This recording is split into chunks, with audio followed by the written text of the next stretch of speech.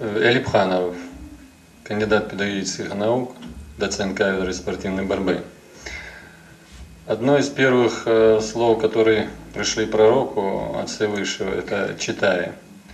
И одна из первых просьб, которым он обратился к Всевышнему: «Дай мне силы познать». Как вы считаете, каково отношение ислама к приобретению знаний в гуманитарных науках? И вообще отношение к приобретению знаний ислама? Ну, в исламе, можно сказать, присутствует культ вообще знаний и культ науки, потому что прямо заявлено, что приобретение знаний есть обязанность каждого мусульманина и каждой мусульманки. Вот. И в принципе это рефреном проходит и через Коран, и через Сунну, вот эти вот тезисы. Поэтому образование сразу же, как только арабы стали мусульманами, то образование было сразу выдвинуто на первое место. Я замечу, кому Господь Бог не спаслал Коран. Он его не спаслал бедуинам, то есть дикарям. То есть это самые дикие из арабов, потому что были арабы более культурные, жившие в городах, там торговавшие, там было немало поэтов. Вот. Но в основном проповедь ислама шла для кочевников. Вот кочевые арабы, бедуины, это самые были темные люди, которые там девочек живьем закапывали в землю. Это далеко не каждый язычник даже до этого додуматься мог. Вот, то есть там понятие брака у них вообще не существовало фактически. Да. Там можно было жениться, разводиться там хоть 10 раз в день.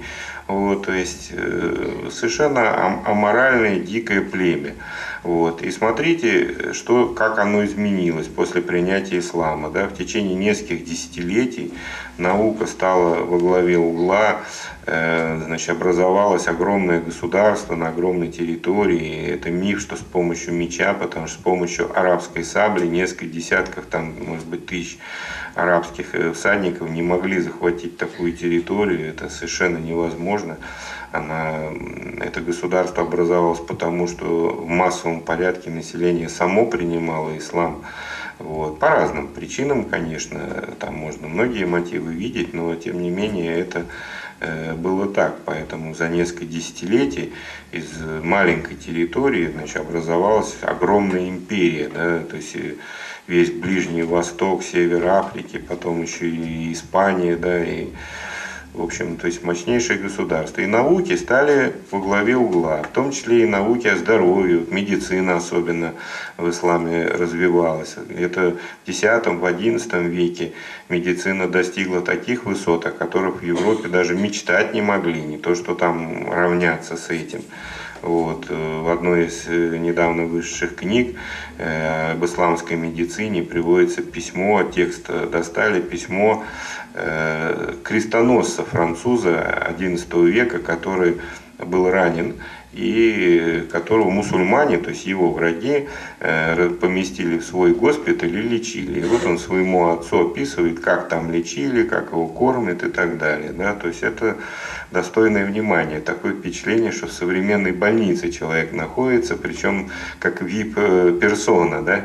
Вот. А там еще и по выписке еще и лекарства на дорогу, и даже деньги еще давали, чтобы первое время на питание, чтобы у больного там не было осложнений из-за плохого питания. Даже деньги выдавали. И даже врагам, заметьте. Вот там все, раздельное лечение, там палаты, гигиена высочайшая. Это вот XI век, вот такой был уровень. А уже такой великий ученый, как Ибн Сина, который был не только медиком, он был и философом, и поэтом.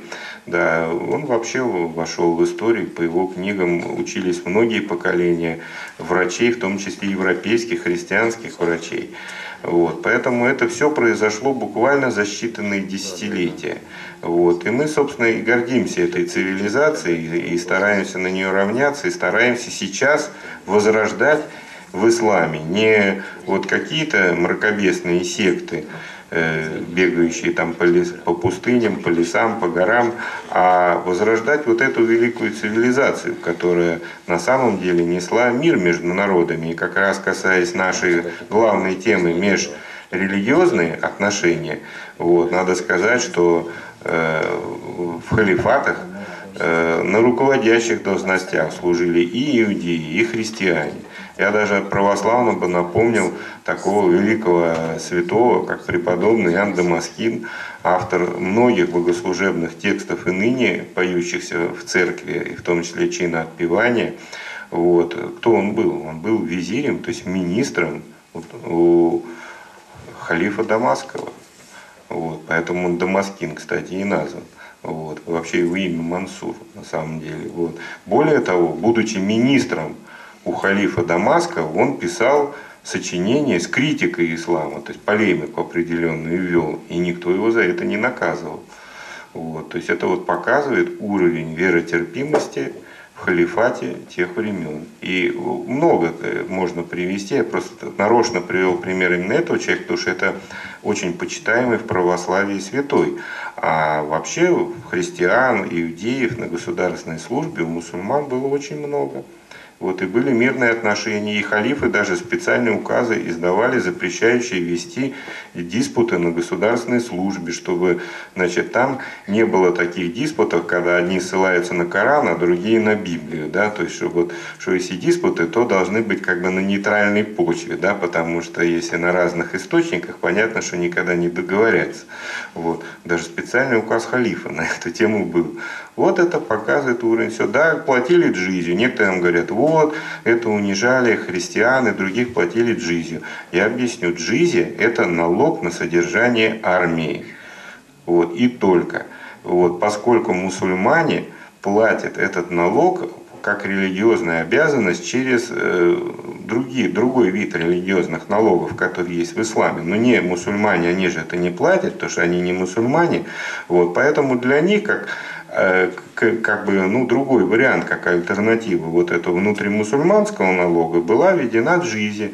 И известно немало примеров из истории, в том числе начиная с халифа Умара, то есть одного из первых праведных халифов, вот, когда мусульмане вынуждены были отступать от неприятеля, вот, а в городе оставались, например, христиане, армяне там, или греки, то им их джизию возвращали назад. И говорили, что поскольку мы не можем вас защитить, а вы деньги нам заплатили, то мы вам эти деньги возвращаем, поэтому вот уж думайте сами, как вам быть тогда в такой ситуации. Вот как это было и как должно на самом деле быть в классическом исламе.